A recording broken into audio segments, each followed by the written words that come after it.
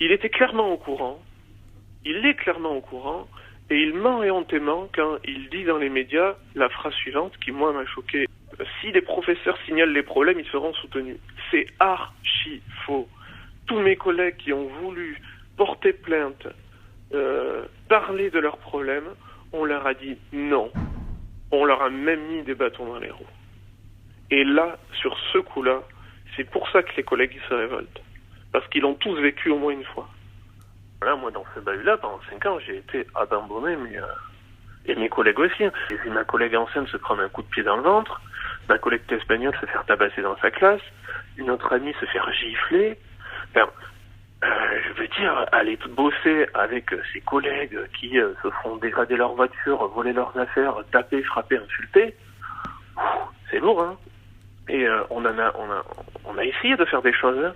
On s'est mis en grève plusieurs fois, on a fait des courriers, on a fait venir des journalistes, on a interpellé l'administration. Ça a duré des années.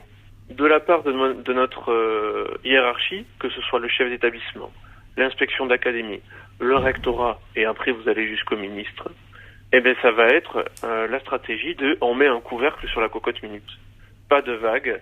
Il faut pas faire parler de l'établissement. On nie les problèmes et on renvoie à l'agent, aux professeurs, aux surveillants, aux documentalistes, la responsabilité de la dérive et on le fait culpabiliser. Si ça s'est mal passé, c'est à cause de vous. C'est parce que vous n'avez pas de bonne méthode. Moi, j'étais élu des personnels à l'époque, donc j'allais au rectorat. Mais j'ai jamais eu l'occasion d'avoir face à moi le recteur, non. Il envoyait il déléguait, on va dire. Ah ben moi je suis resté 5 ans et quelques semaines dans cet établissement. Alors il y a eu des périodes de paroxysme, mais il y a eu des soucis pendant mes 5 années et demie dans l'établissement.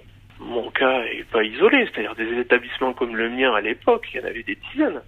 Si vous voulez, très souvent ce qui se passe, c'est qu'ils se disent à l'administration, si on leur donne les moyens à eux, ça va marcher, et du coup les autres ils vont réclamer, et du coup on pourra plus en donner.